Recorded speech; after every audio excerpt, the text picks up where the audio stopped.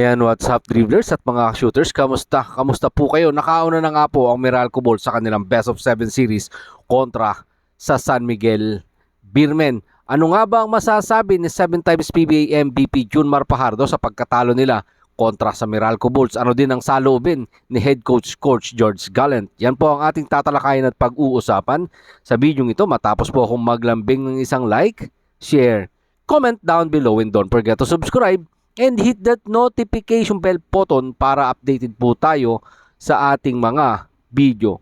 Humugot nga po ang Meralco Bulls ng isang magandang performance upang simulan ang PBA 48 season ng All Filipino Cup nang kunin ng panalo kontra sa San Miguel Beermen 93-86. Sa loob po yan ng Smart Araneta Coliseum, lumakas nga po ang boltahe ng Meralco Bulls sa fourth quarter sa ginawang 7-0 run para pumabor sa kanila ang Game 1 ng kanilang Best of 7 series final na nagdidepensang San Miguel Beermen. Nagtuwang po sa 7-0 run na yan sina Chris Newsome, Chris Banchero, Bong Quinto, Alain Maliksi at Cliff Hodge nang magpakita ng determinasyon para manalo sa laban.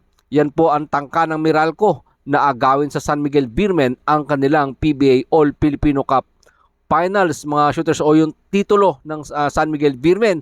Apat sa mga player ng Meralco Bulls ang umiscore ng double-digit performance. Si Newsome po ay mayroong 18 points, Banchero 18 points, Quinto 15, Alain Maliksi na pumabor din po dyan, nagambag din po dyan ng 15 points. Amantalang ito naman si Cliff Hodge may 7 points pero 15 rebound ang kanyang pinitas. Sa SMB naman po ay tatlong player lang ang nagambag ng double-digit performance. Yan po ay sina 7 times PBA MVP Junmar Fajardo sa kanyang 23 puntos na mayroong 10 rebound, CJ Perez 20 at Marcio Lassiter na mayroon naman pong 16 points. Ito naman po ang sinabi ni Junmar Fajardo sa pagkatalo nila sa Game 1 ng kanilang Best of 7 series finals ng Meralco Bulls. Kalawang lang ang nagdulot ng pagkatalo ng SMB sa Meralco Bulls sa Game 1 ng kanilang Best of 7 series. Simula nga po ng laro ay lumamang pa ang Beermen. Pero hindi nga yan sinukuan ng Meralco Bulls para gulatin ang nagdidepensang San Miguel Beermen 93-86. Diyan po yan sa loob ng Smart Araneta Coliseum. Pinuri nga po ni 7 times PBA MVP Junmar Fajardo ang mahusay na paglaro ng Meralco Bulls sa kanilang bakbakan sa Game 1.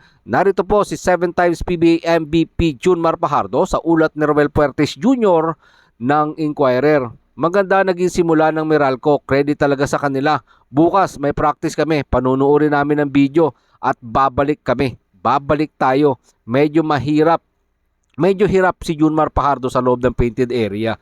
Dahil sa pinagpalit-palitan ba naman siya nila Raymond Almasan, Brandon Bates, Norbert Torres. Sa kabila nga po ng kalamangan ng San Miguel Beermen 51-44 ay ginulat pa din sila ng Meralco Bulls ang SMB na kaya nilang bumalik sa laban dahil sa matikas nilang depensa. Ito naman po ang sinabi ni San Miguel Beermen Head Coach George Gallant sa ulat pa din po ni Romel Puertes Jr.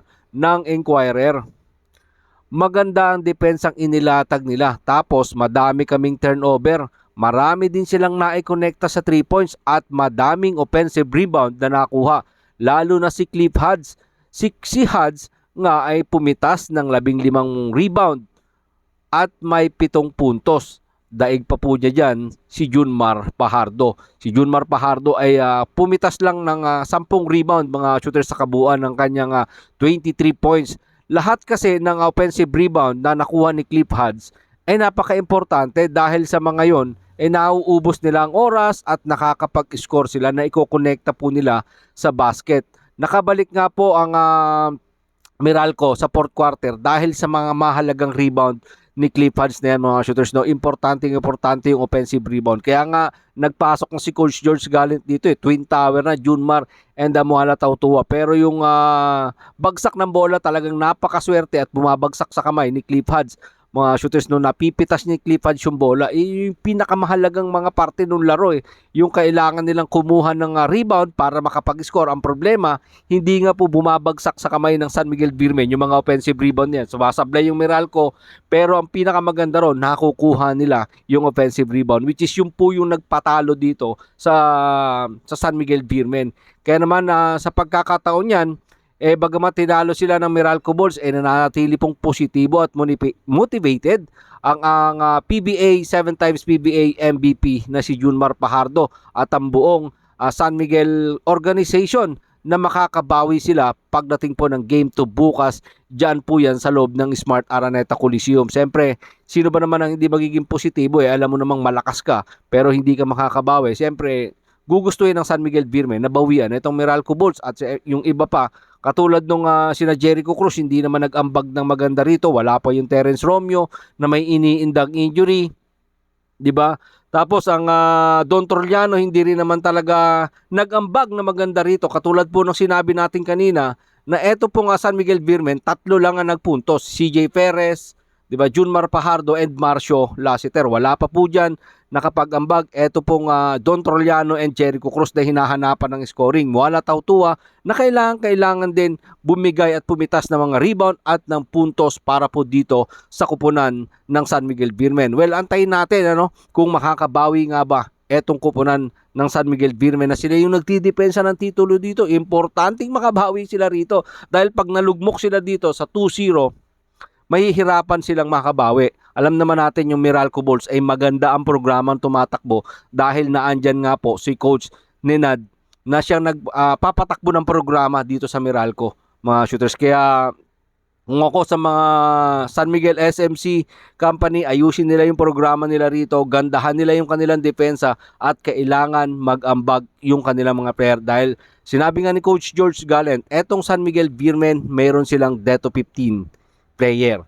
So dapat yung death to 15 or 5 man lang dyan, 6 man lang dyan ay makapag-ambag ng double digit performance. Tulungan si Junmar Fajardo, tulungan si CJ Perez, hindi yung wala silang maiambag. Kasi pag inasa lahat nila kay Junmar Fajardo na alam natin pinahihirapan sa loob ni Brandon Bates, pinahihirapan ni Raymond Almazan, at the same time nandyan yung Norbert Torres, nandyan pa yung Kyle Pascual na siya nagpapahirap para kay Junmar Fajardo para ma-operate ang painted area sa loob po ng court, mga shooters.